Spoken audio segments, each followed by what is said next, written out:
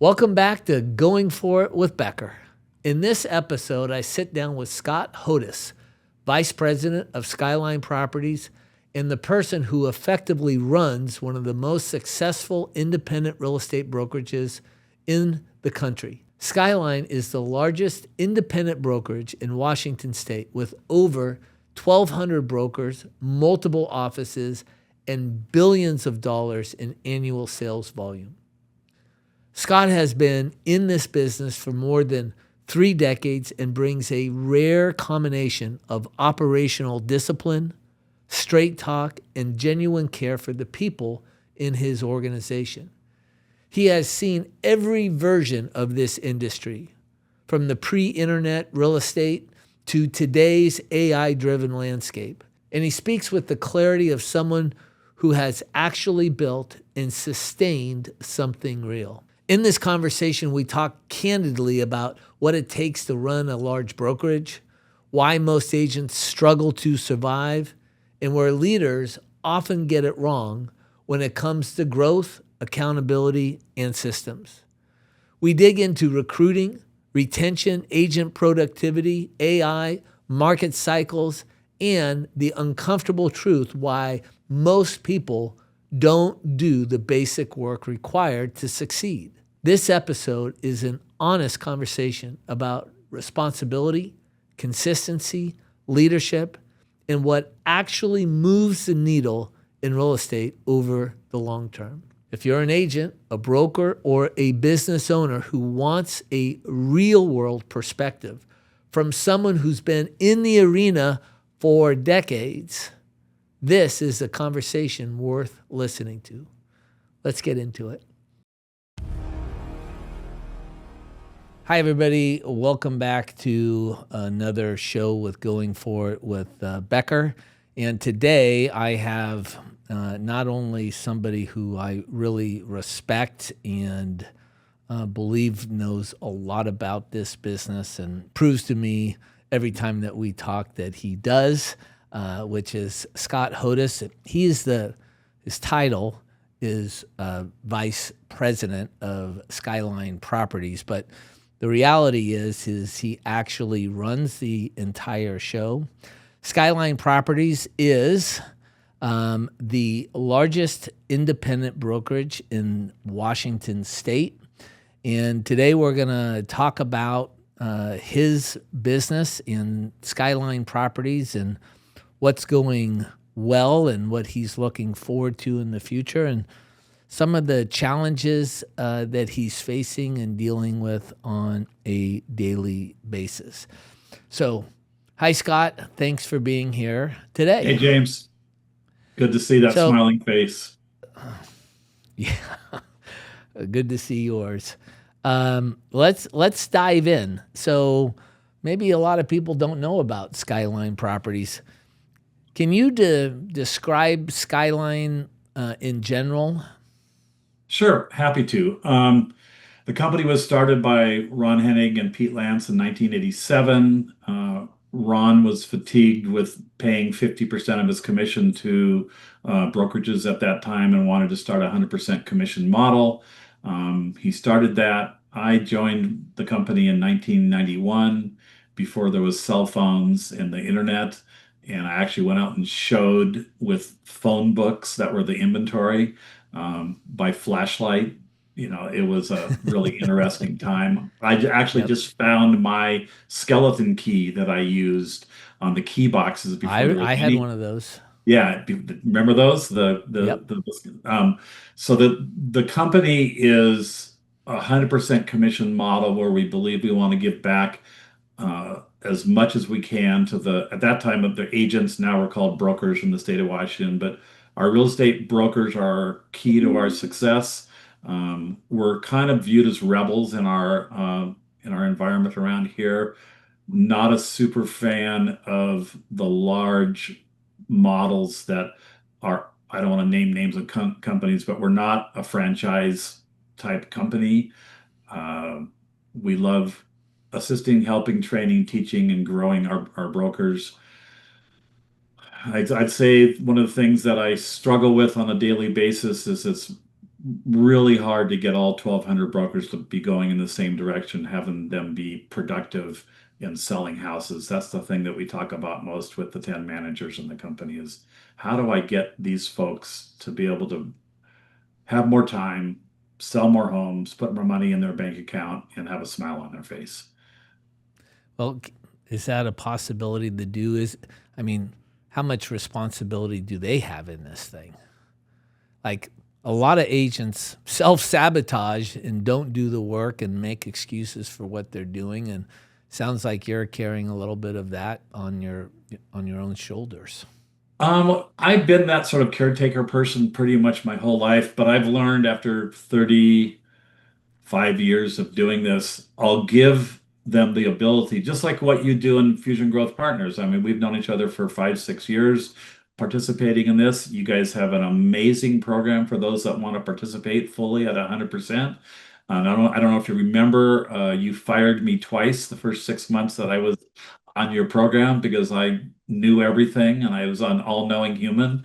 And I got the call from a vice president and I got the call from you. And I said, well, maybe I don't know everything. So that was a very nice, humbling experience for me to kind of get back to a ground level. Yeah. What I do is I put an entree out like you're at a dinner party with hors d'oeuvres and drinks, and those that take off of it will have a nice meal. Those that don't last in the business very long. But I feel like you have to have some sense of responsibility to push, and whether engage is up to the human being. Yeah. Even after all these years, I'm not so disengaged with the whole thing where I just don't care. I care. It's bothersome to me when people don't really do the things that we ask them to do. Well, Yeah. hell, Bill, I'm talking to you. You live with this every day. You what have 1,000 real estate agents you're dealing with?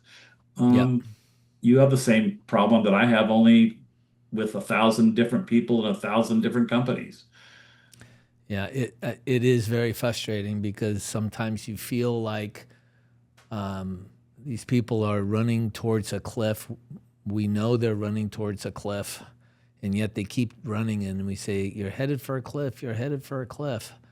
And they say, "But yeah, everybody else is running towards that cliff too. So I'm going to continue to go with the herd." And it can be frustrating, and I do feel your pain there. I want to talk a little bit about what your core philosophy is at Skyline, if you have one at all, or do you have Yeah, yeah, a sure, absolutely. mission or core values? I think those So things are really important for a business. about a year ago, we dove into the AI world completely, and we developed 16 or 18 personas of the human beings that work in the real estate industry. And what we find that we attract are people that are in their um, 25 to 40-year-old range that are new to the industry. Most of them are highly educated. In my Bellevue office, I have a little under 500 real estate brokers. Half of them are Asian brokers. Most of them worked at Amazon, Zillow, um, Microsoft. Most of them have master's degrees, so highly, highly educated people. I'm the rarity. I'm the white dude. I'm the minority in the company. And I love the diversity that the company has. We're probably the most diverse real estate company in the state. I think we speak about 68 languages. Everybody that's a manager, I mean, we have a really small staff. We have 21 employees and 1,200 independent contractors and folks in the Philippines that assist with things.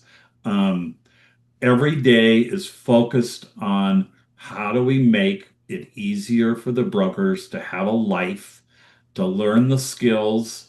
We divide the paper in half. The left side is all the contracts and all the mechanical stuff. The right side is what you have spent your life on doing, which is dealing with how do I deal with customers? How do I deal with marketing? How do I deal with advertising? How do I deal with social media? How do I deal with conflict? Um, we do an exceptionally good job at being available to assist and answer questions and motivate. We're just like giant cheerleaders if they want to be cheered. And Got the it. part that I struggle with is, the average real estate agent or broker, when they come in as a brand new person, lasts about anywhere from 8 to 14 months. And then the survival rate is less than 20%, 80% fail because they don't do the basic stuff like pick up the phone and make a phone call, put a database together. Or even actually answer an incoming call. Oh, that is the bane of my existence. I cannot tell you how annoying it is to call an agent's phone number and they don't even have a voicemail. Yeah. It Yeah. just, what are you doing? You're supposed to market yourself. Yeah. Your job is to be available to your clients. I mean, I started out just like you did. I started with Brian Buffini in 1991, 92. I know you did the Yep. same thing, and Yep. you have borrowed from everybody to bring this sort of really cool combination of all these resources that make people be more successful. And we try to do that every day with the things that we supply to people. I mean, I'm in the biggest change this company has ever seen right now. We're up to our armpits in everything AI. We've signed 4 new contracts. We're redesigning everything in the company to do 3 things. It's time. Time is the biggest thing, or the resource that you have that is limited.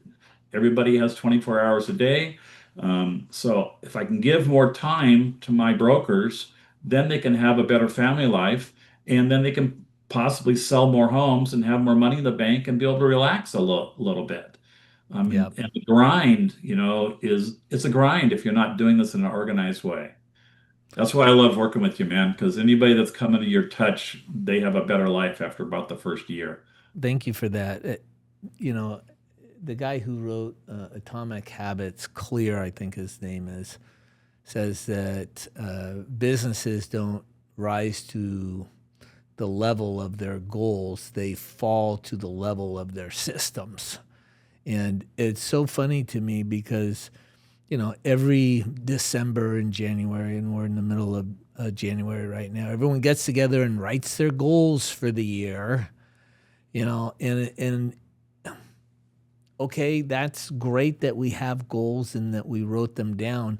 But if we don't create systems and processes that in reverse engineer from what those goals are to figure out how to achieve them, doesn't matter what your goals are. You have to have the systems. And this is just really basic stuff. But, unfortunately in our industry, we have a lot of agents that want to hear what they want to hear. And then we have a lot of leaders in the industry that just tell them what they want to hear because they're able to attract a certain portion of people by just feeding them information that that feels good. And unfortunately, I don't know why I am this way, but I feel really obligated to say what I really believe. And sometimes that steps on toes, but if someone can get the sense that I'm actually saying it because I really care about them, and that they can implement some of the things that we're saying or doing for them, you can make a real difference. And, but, I find, I don't know about you, but, you told this story about how we, kind of had a confrontation with you early on. I am really lucky to have a number of friends that are like you, Scott.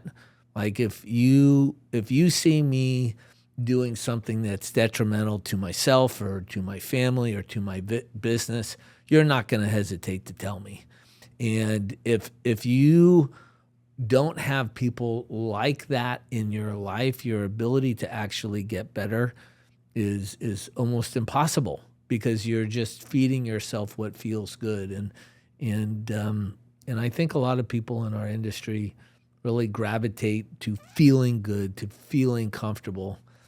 You were at the rally that we gave, and a part of my keynote that I gave was that for us to get better, we have to increase suffering to transcend the suffering that we want to transcend.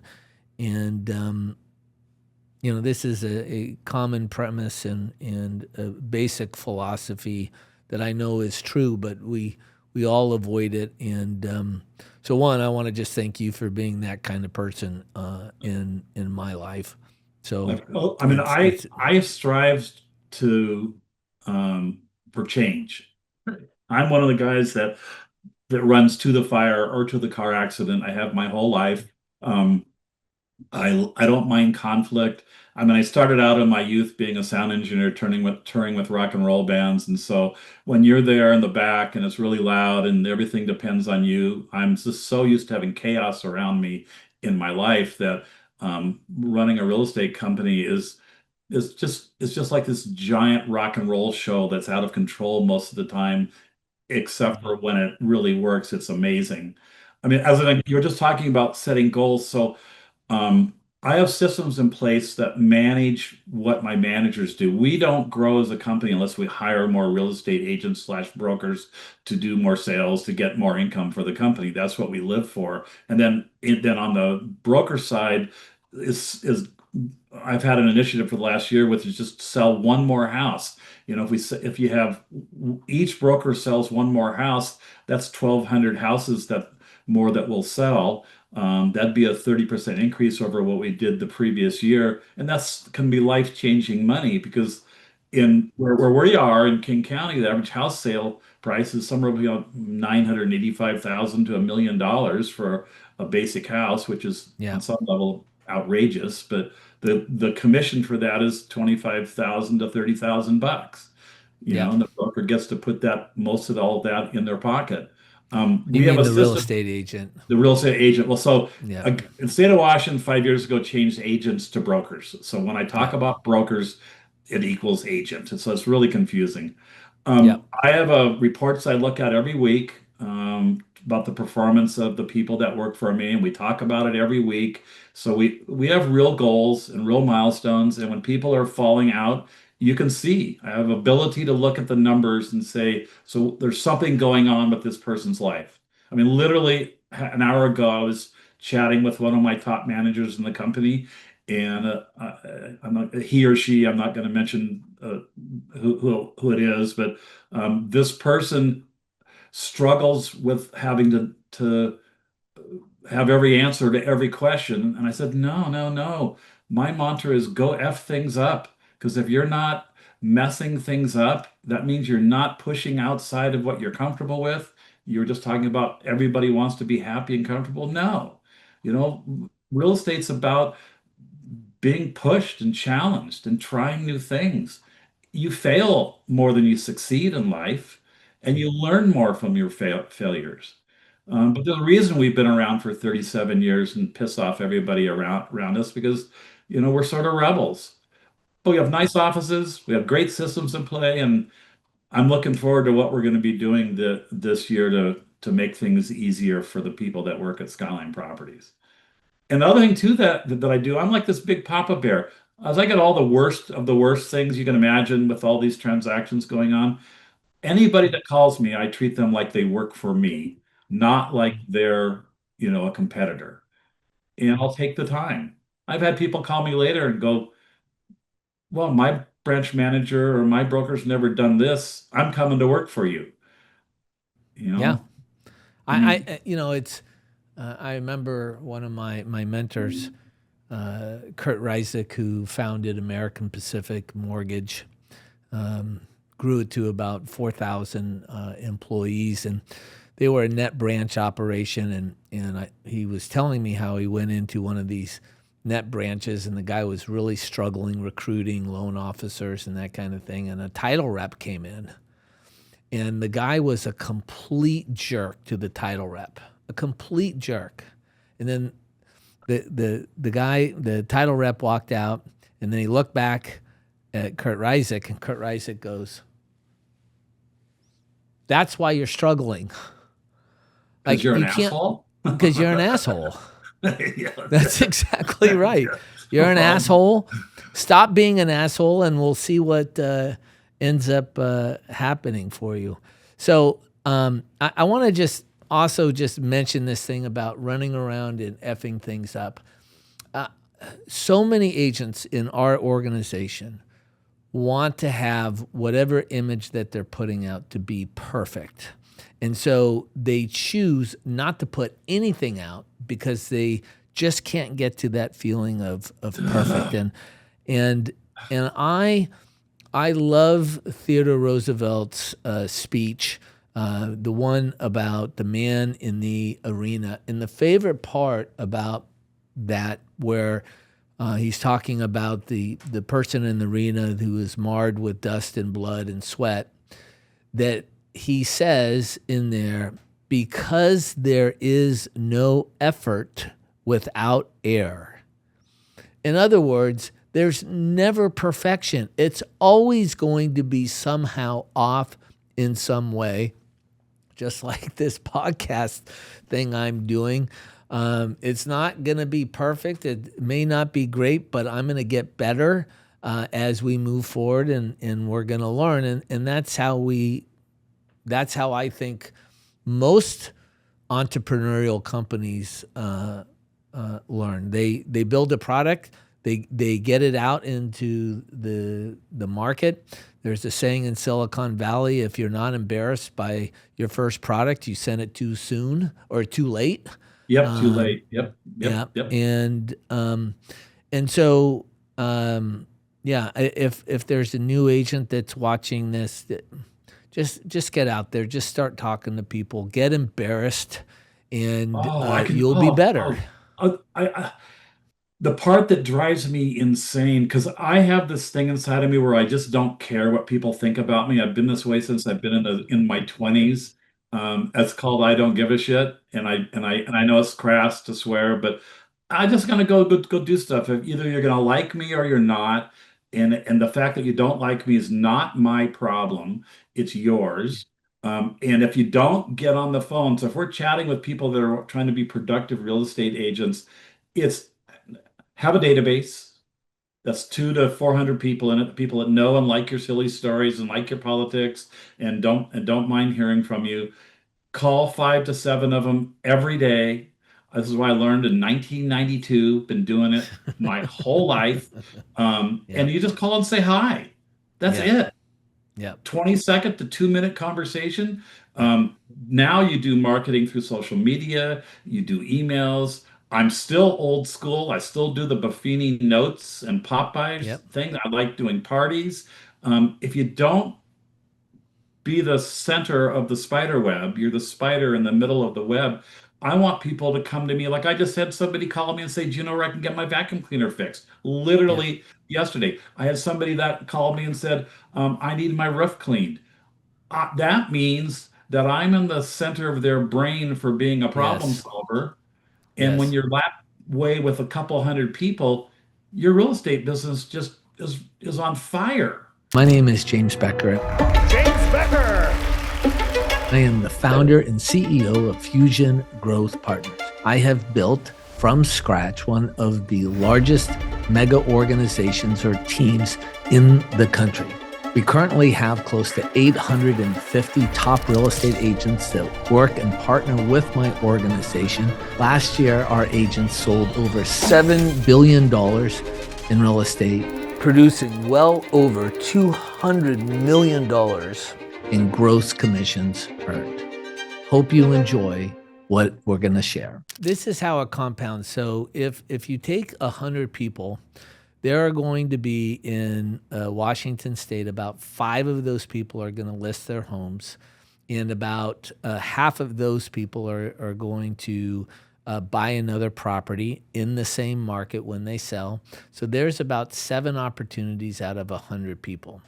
And so that means that when you're marketing or following up and calling, 93% are not going to be doing anything. But here is the thing that people don't realize, is that the persuasion and the decision to choose you as a real estate agent happens before they have a need.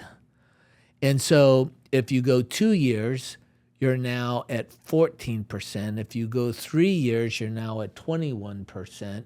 If you go 4 years, and pretty soon you've got 50% of the people in that group that are doing business with you. And you've earned their business before there's a need. So 80% of the people who do business call one real estate agent. One. That's still a statistic. And all of the sales bros are out there chasing the 20 people or the 20% that are leads that they're competing with all of the other great salespeople out there. You don't have to be a great salesperson to be really successful. You just have to be really consistent in what you're doing, and you have to stay the course. So we had Brian Shudo on our monthly coaching was it yesterday? I think it was yesterday. And what was the term that he used? Aggressively patient. I love that. Aggressively patient. And if you can do that, and you can take the Warren Buffett approach to what he did with finances to building a business, you don't have to be an amazing salesperson. You just have to care about people and be as smart as you can. I also want to just comment on what you said about not caring what people think. I feel like and this is kind of a little bit in that realm. I see a lot of real estate agents, their egos are so big. People talk about different business concepts or whatever the case may be. And the agent goes, oh, yes, I understand, because they don't want to ask questions. And they never really do understand. And so they get this inferiority complex. And one of the things that I've been blessed with is a little bit of the same thing, that I would rather look stupid and learn than look smart and not learn. I mean, I think being present and being available and having two ears and one mouth and using them in that proportion and being vulnerable and being human. And you're aware, I lost my son a little over 3 years ago from a heroin overdose, and you were present and helped. And I had previous to that, it was 15 years of dealing with in and out of rehab and addiction issues. And but what I've learned from all that counseling is just to be available, and the people that were in my life, when I was at the lowest of the low, they know that you're not operating, but maybe at 10 or 15% of your capacity. You're just sort of surviving. But that's the worst side of things. What I like doing, like in the teaching and training piece that we're trying to do here, is impart information to help people be better at what they're doing, is allow yourself to be a dumbhead. I mean, and I'm way more vocal about this than you are. I mean, I still have three of my managers who don't want to mess things up. I mean, if you go mess things up, you're going to learn. And you're going to learn not to do whatever it was that you were doing. Right. But another part that I find is just incredible is that I pick up the phone, I call and say hi, and I'll find out about all the stuff that's going on. I write notes, and follow up. But then they know that you're listening and you're available. Right. So being available, listening, not trying to put on a front. Just be you. Just be you. Okay, let's move on and let's talk about the challenges of business for the brokerage.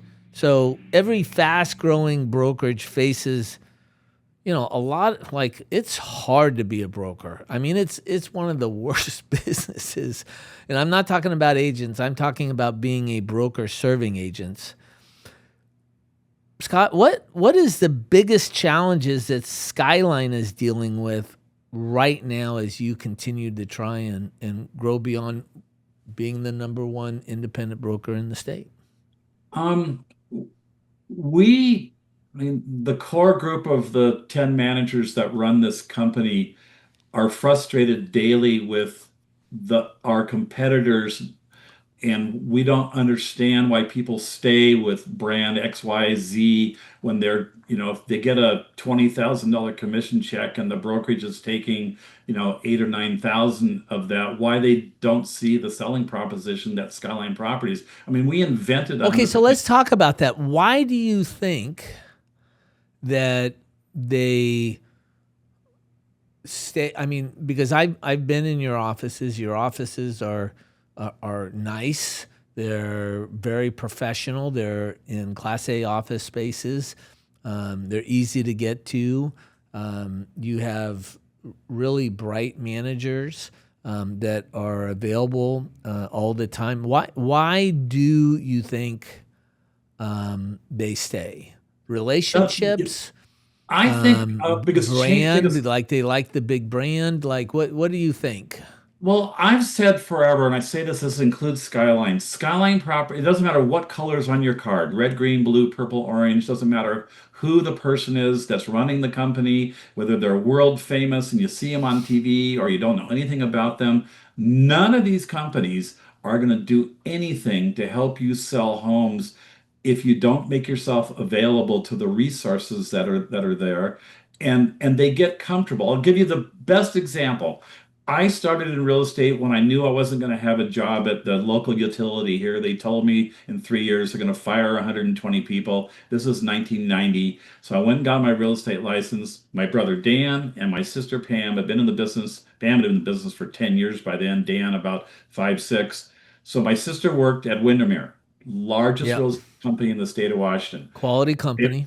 Quality company. Um, I was in the Bellevue office, and it took 3 years until I finally said, Pam, you and mom love going to England for 3 months every year. You rent a flat, you hang out. If you come to Skyline Properties, I looked up all your sales. I know how much you've paid Windermere.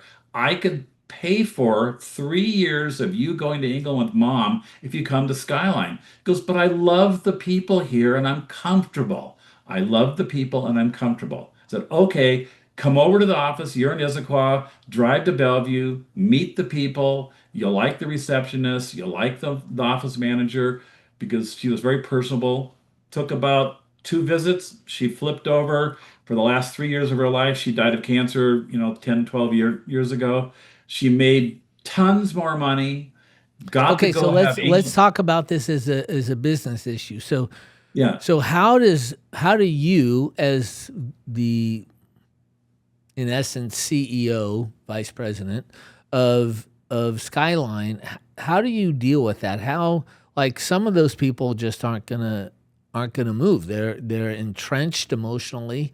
So what do you do to grow? What do you like? So what we end up doing in our selling proposition, we don't, we don't sell using money anymore. That there's when we started, there was very few of us. Now there's hundreds of Skyline So properties. you have Fathom, and you got like all kinds. Yeah, we have lots and lots of them. So we sell on education, teaching, training, and now it's going to be the AI tools that we're developing to be able to help teach, train, and motivate.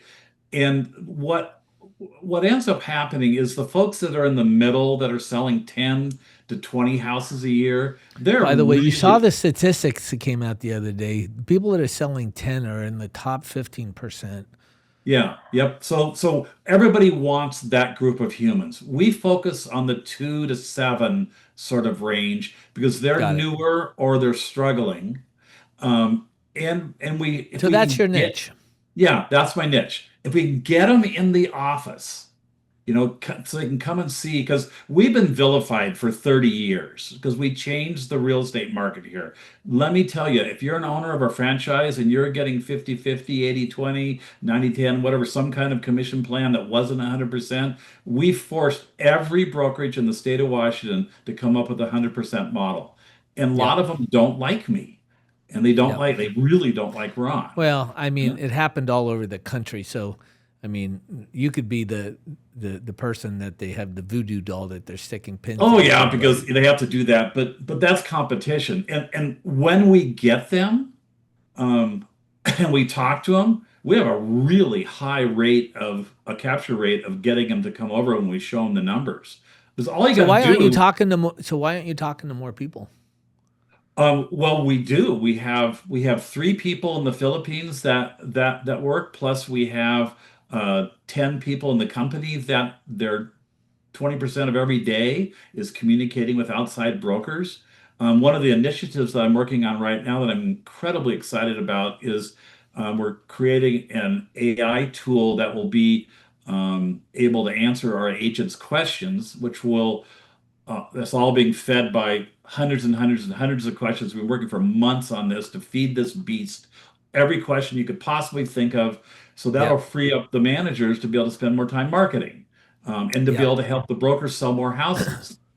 So You let's know? talk about this for a minute because I wrote down this question, but I kind of think it's a silly question. So Well, the you're a question silly is man, so that goes with the recruit. I'll tell you why I think it's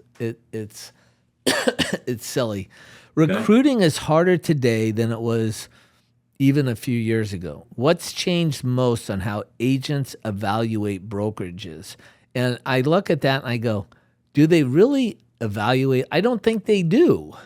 What No. makes so let's talk about this. What actually makes an agent change a brokerage? Well, What that's is the easy. Okay. catalyst that makes Okay. them say, I'm out of here? Or and you know, I see it all the time. The top producers are the prettiest girl or the prettiest guy at the dance, and they just get worn down by all the attention. They start eventually believing their own press clippings, as we used to say.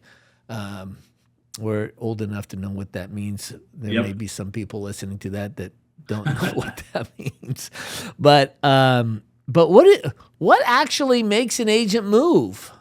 What does it We take? just spent 2 weeks talking on this particular topic, so I can give you a list. They get pissed off when they really analyze how much money they've been giving to their brokerage. Because I just had a woman, actually, I just helped you hire a woman she's in Lake Oswego. No, she's down in Albany. Oswego. That's what I Oh yeah, say. she didn't even know what her numbers were. So Yep. she didn't know how many houses she sold, how many gross dollars she'd made. And I said, "You're running a business. How do you not have your numbers?" So when we do Okay, that, Scott, I just have to interrupt you. okay, We at Fusion, we provide bookkeeping. yes, I'm Okay. aware of this. It's Okay. amazing. So out of 1,000 agents, you know how many people actually utilize our bookkeeping services? 10%. 10%. And Yeah. so I keep asking, I just did a video on it. I say, would you ever invest in a company that didn't do bookkeeping? Oh, no, I No. never would. But You here, let me go back. are. Okay, so let me go back to there's the when we get a hold of them and give them the numbers, I go, do you realize with the 30 or 40 or 50,000 bucks you gave XYZ, you could hire a full-time assistant and you could have a that's a wonderful house on the water somewhere at $3,000 a month. I just kind of go down the list of all the things that money could be. It's a lack of care from the branch manager. There's a lot of models where they don't get their questions answered. One of the things about Skyline that's different than most is that we have 9 people that are available. You don't have to just talk to your broker in your office. You can call any office and get help. So that's one of our core strengths is that answering of the questions piece. I think that's And, really important because when you're in a stressful deal and you're dealing with legal things, and real estate agents aren't attorneys, they shouldn't play an attorney. Like you need good advice when you're in a yep. tough situation. And so having that immediate access to people that have some wisdom in the business is great. And then the last thing is when their business is declining because they haven't been doing the core pieces that keeps the business running. If you're not doing notes, pop-bys, phone calls, emails, social media, staying present with the humans that were in your life. I mean, what's the stat that when most folks that buy a home, 80 or 90% of them Yeah, never hear from 90% would use the same broker, but only 15% do because because they don't stay in probably touch. they don't Yep. stay in touch. They don't They even don't stay in remember what their touch. names are. Yep. Yeah. So Yep. okay, so let's stick with the Skyline. So when people attrit the business, why do you think they're leaving your business? When they leave our business, Yeah. a big, oh yeah, so I can we'll give you numbers. We flow through. We get 30 to 50 people a month that come in, and we get 35 to 45 a month that say. So we have a net of 5, 10 that we increase every month. 95% of them have not sold a home. Um, I we lose very few people anymore to other brokerages. Occasionally, we'll get a top performer that'll jet, but not very often. It's almost always lack of sales. And they it's one of the things that I wish I could figure out how to find out what they're thinking and do the Vulcan mind meld with these folks. Because if they come into my world, they'll sell a house in 7 weeks if they do what I tell them to do. But I don't know all these folks anymore, just like So you, right? yeah. So let's move on to another set of topics. Let's talk about the industry as a whole and where you see it going. So, what do you see happening in your state? Um, you guys have some economic pressures. Um, Well, we're in an being interesting in place. I mean, the 7 years ago, the attorney for the our multiple and another attorney flew to Washington D.C. on another matter, and they discovered that NAR was in the crosshairs of the Department of Justice, and they paid attention. They came back. We passed legislation in the state. We changed our contracts. So virtually, what all the stuff that everybody in the country that's new to them in the last year and a half, we've already been doing for five years. Most of the forms were stolen or taken or modified that were created by the NWMLS. So we don't have any of those things that we're having to deal with. The whole commission thing that everybody thought was going to be a mess is a nothing burger. It's so nothing. what do you see coming up in the future? So it's the lack of inventory, and we have a unique problem in King County. Actually, all the three counties that border the water. We have mountains on one side, water on the other. We don't have enough land to build new homes. We have Yep. these structural elements that make it difficult, Yeah, a and then lot of all the folks that regulations. right, and all the folks of your age and my age, they have either no mortgage or 3% interest rates, and this is a nationwide issue, and they don't want to bail out. But now the rates are down to 5.25, 5 3/8, five and a Well, half. I heard an interesting statistic last month that the homes that are financed, there's 40% that aren't, but the homes that are financed, it's now 50-50, 50% below 6 and 50% above 6. So Yeah, that's a pretty that's good number. Well, That's that's going the that's right good direction. news then. Yeah, So yeah, so they've suffered from the everybody has the 5 stages of grief when they're dealing with loss of somebody in their life or loss of a real estate totally. deal. The Here it's anybody that's hanging on to a home, they don't want to double their mortgage payment, but now that the inventory is starting to turn over, I mean, even, you suffered through the same thing, 2008, 9, 10, 11. One half of 1% of our sales were short sales. It moved to 45% within less Yeah, than a crazy, year. Crazy, crazy crazy. pants stuff. So we're not in that world. We uh, we have a thriving economy here. We're not dependent. There used to be the saying, when Boeing went, Yep. however went, who the last person out of Everett, turn off the lights. But we have 5 or 6 major entities here, so we're not suffering like a lot of other places are. Yeah. Um, So what about some some political issues that are coming down the pike? California has a potential billionaire tax that is potentially has a lot of people leaving the state because they believe that once it's the billionaires, then it'll be the hundred it'll be, millionaires and so yep. forth and so on. And it's rethinking a lot of those types of issues. In Washington State, I believe, also has some of those things. Uh, Well, right in now on the docket, our lovely, amazing governor is wanting to change the state constitution and start taxing millionaires. and the state's never going to Yeah. allow an income An tax. additional 2% of income or on wealth? On It's net to worth. try to do both. Yeah. But I think that's going to go by the way of the dodo bird. So I I mean, it might free up some inventory. That might actually be a boom. it could be now because we are the second largest tech sector in the United States. Yep. Because we have Microsoft and Right. so we're Amazon and everything else. Amazon and Zillow and tons of, and we got Redfin, Zillow from the real estate side for tech, and then we have all the major players, Microsoft, Amazon. The second largest Google offices are here in Seattle and Bellevue, but they're starting to lay off folks, and so that's going to be some inventory that's going to be freed up. And my Bellevue office is a very affluent area, and it's driven by the tech sector.